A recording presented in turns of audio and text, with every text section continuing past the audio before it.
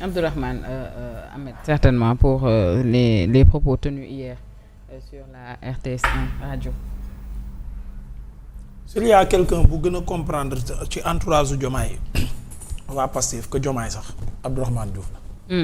waaw Abdourahmane Diouf moo comprendre ne c'est-à-dire c'est comme si Abdourahmane Diouf jamonoy Macky Sall ak Pastef bi ñu fi nekkee di laale spectateur la boo xam ne da doon jël note xaar ba bésu dugg ci ring bi ak waa Pastef jot mu jénne note yi c'est-à-dire leçon yi nga xam ne nga au temps de Macky Sall genre déclaration yi dañ koy def ñoom Pape Malick Ndour waroon a jénn tontu leen. mais duñ ko def parce que doo leen ci mel. wax na ko ci biir wax nee na lii dafay xewoon.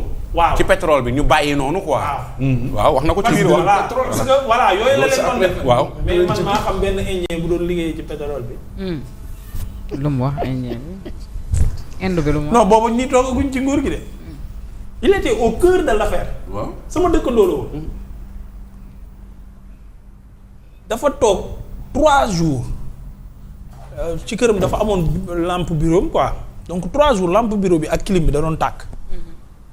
bon bu benn jour hasardeusement ñu tase ma ne ko xanaa da nga demoon voyage mu ne ma non non maa ngi fi woon ma ne ko man pourtant maa ngi gis sa clim bi ak sa lampe bi ci kaw mais 24H da doon tàkk ba affaire bi jaaxal ma mu ne ma waa man maa fa doon nekk ma ne ko baa jàmm mu ne ma non parce que moom day déglu live Ousmane Sonko bon te moom contrat yi dara ump ko ci mu dem ba jaxasoo parce que est-ce que du dafa am ci contrat yi lu ko échappé.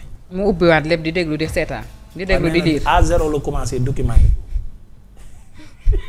di lire benn par benn. Ahmed. mais yow yaa ngi imaginer loolu maanaam nit wax ki nekk au cœur de l'affaire moom jaxasoo parce que nee na da ko doon seetaan naan mais kii li muy wax ci yan contrat la nekk di expliquer moom donc finalement da doon dem di xool est-ce que du moom moo am lu ko échappé. mu toog 72 heures di xool mais nee na jour bi muy pelle mel ni jour boobu saa yi daa gën a rakkaat ca ngoon ko saa yi da doon defaat beneen conférence de presse di expliquer waat ci pétrole. mu bàyyi. nee na mu koy xool ba ci yaati ko yaa olof yi setul bi ñëw di moo daxaa mu ne ma votre gars là moo daxaa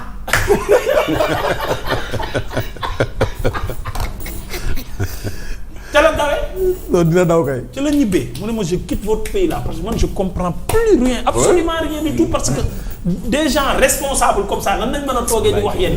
mu ne Abdourahmane Diouf a compris cela que ne nit la boo xam ne doo ko bàyyi muy continuer ci wax lu dul dëgg. di sénégalais yi di ci nager comme ça.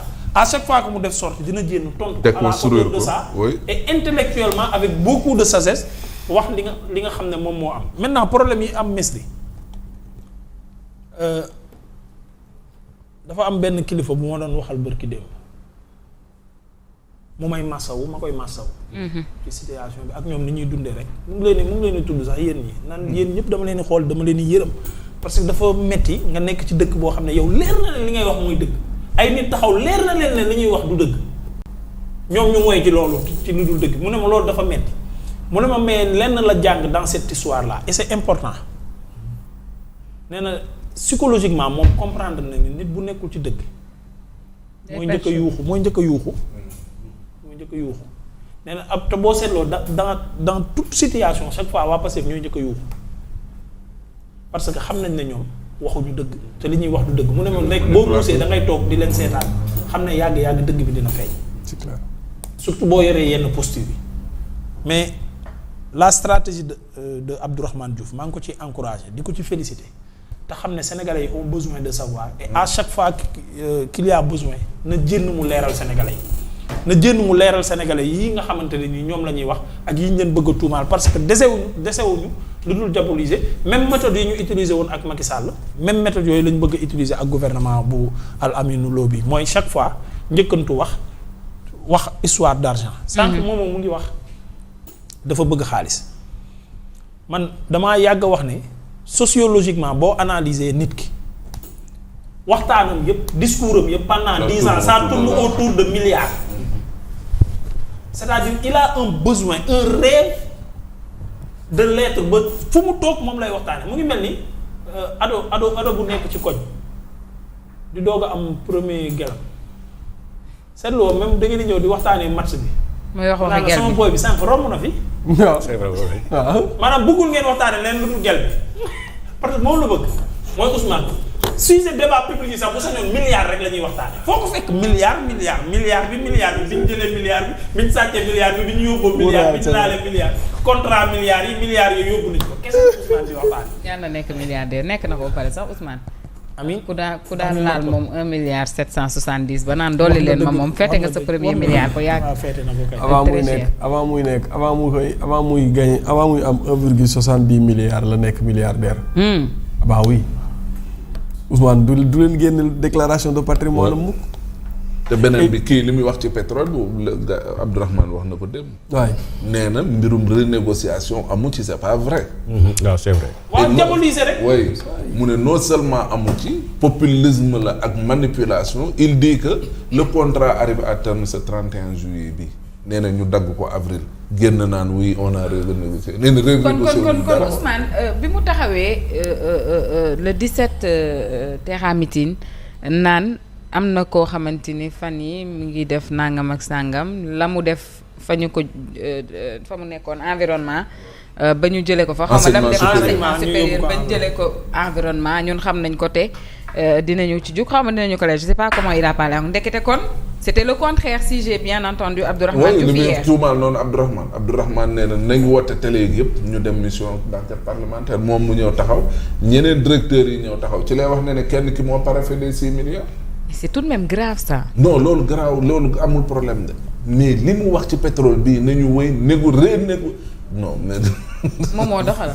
voilà non ci li mu wax populisme boobu foofu la ça fait 1 an 6 mois maa ngi bind benn livre sur le populisme j'ai commencé. daa war a génn nag. xaaral ma wax la li tax génn gu boobu ba léegi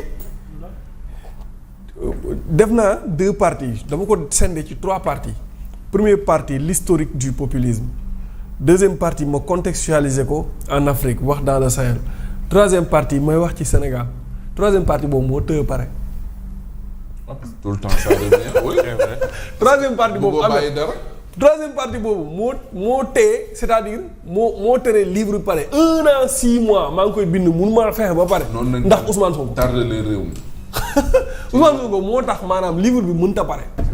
ndaxte boo waxee ci moom ba pare ba bind ba teg 2 jours 3 jours après Ousmane génn indiwaat la yeneen affaire yoo xamante ni c'est-à-dire da nga koy gën a da ngay bëgg gën a enrichir sa livre nga dugal ko ci.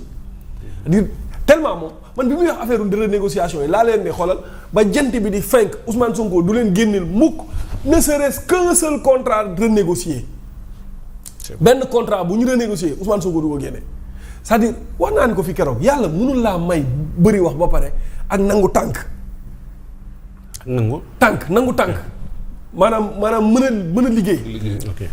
maanaam loolu ca tool ya laa ko xamee.